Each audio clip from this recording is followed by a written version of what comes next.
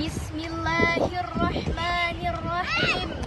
Assalamualaikum warahmatullahi wabarakatuh. Bismillah, alhamdulillah, wassalatu wassalamu ala rasulillah, wala hawla wala quwwata illa billah. Amma ba'd. Dewan Hakim yang arif dan bijaksana, yang saya hormati, yang saya ta'zimi dan Allah muliakan, amin.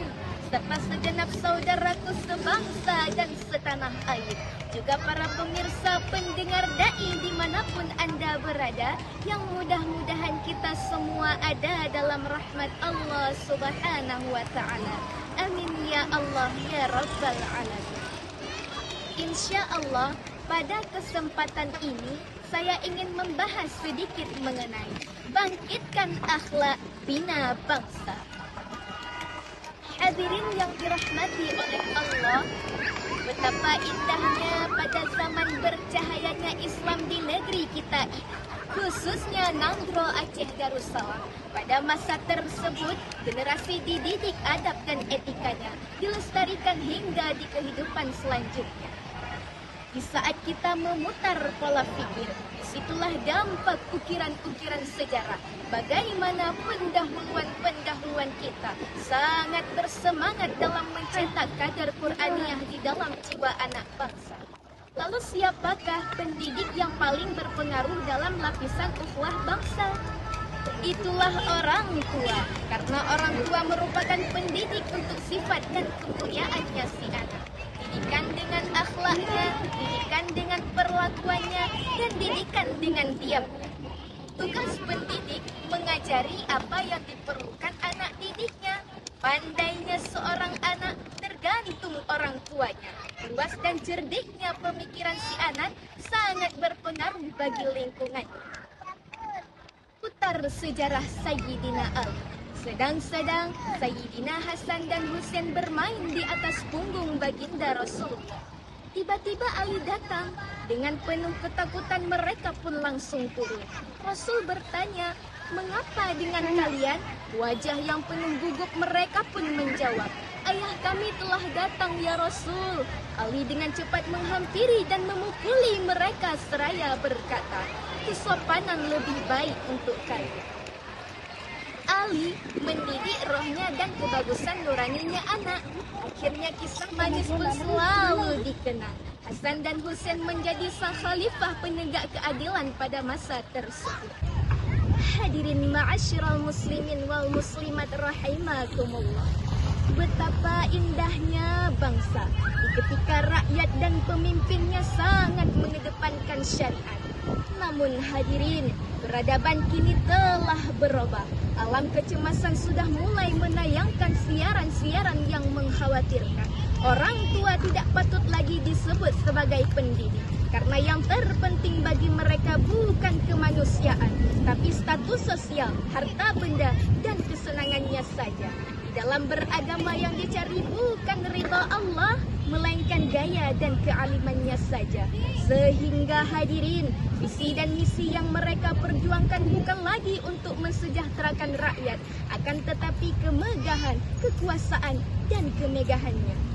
Begitu pula dengan para generasi yang membuat terkurasnya pikiran mereka, bukan sibuk memperbaiki adab dan akhlakul karimah, akan tetapi sibuk mengkritik, mencaci, memaki-maki pemimpin mereka yang tidak adil dalam memimpin kepemerintahannya. Ini saudara-saudaraku, kita sedang berada di tengah zaman yang penuh dengan ancaman.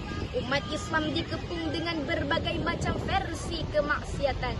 Benih-benih kemaksiatan pun tumbuh di mana-mana. Persis seperti berada di tengah lingkaran setan yang dihiasi dengan berbagai macam kesenangan dunia. Mulai dari perkalangan bebas, narkoba, hura-hura, dan lain sebagainya. Yang digambar dengan begitu rapi, guna dan maksud hanya untuk mencuri perhatian kita. Sangat disayangkan hadirin bagi mereka yang telah terjerumus ke dalam jurang tak berdasar. Mereka telah membusungkan dadanya di dalam membangkang segala hukum Allah serta manusia dengan bangganya mempersembahkan berbagai versi kemaksiatan di atas panggung muka bumi ini. Hadirin yang dirahmati oleh Allah, maksiat adalah faktor utama yang menyebabkan kehancuran sebuah bangsa. Dengan kemaksiatan tersebutlah Allah Subhanahu wa Ta'ala memerintahkan alamnya untuk berbicara. Bumi memberi teguran, gunung-gunung memberi nasihat, bahkan lautan pun ikut memberikan peringatan kepada kita semua. Maka hana salah kun urang Aceh. Aceh lesago di le medaulat, di te keramat le kape Belanda. Tapi uronyo le perdekaplat, ikut gaya barat perlah agama.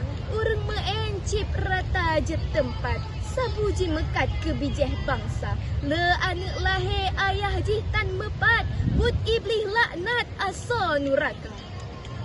Sebagaimana Allah Subhanahu wa Ta'ala berfirman dalam Al-Quran Surah Ar-Rum ayat 41 yang artinya, telah nampak kerusakan di bumi dan di daratan disebabkan tangan manusia sendiri. Allah Subhanahu wa Ta'ala menghendaki sebagian dari perbuatan mereka agar mereka kembali kepadanya. Hadirin yang dirahmati oleh Allah, dari awal sampai akhir kiranya dapat kita tarik kesimpulan. Bangsa yang aman dan damai sangat ingin untuk ditempati. Pemimpin yang adil sangat ingin untuk dimiliki. Dunia ini terkombinasi. Insya Allah, apapun yang kita pinta terhadapnya, pasti Allah akan kabulkan. Semoga bangsa kita Indonesia ini menjadi bangsa yang baldatun thayyibatun wa rabbun ghafur. Amin amin ya rabbal alamin. Perjuangan selalu membawa rezeki karena tak kenal rasa putus asa. Mudah-mudahan melalui acara da'i menjadi wasilah terjaganya kita. Mudah-mudahan Dek Yuni Hidayati Allah rizkikan menjadi juara. Akhirul kalam, billahi taufiq wal hidayah, warridha wal inayah.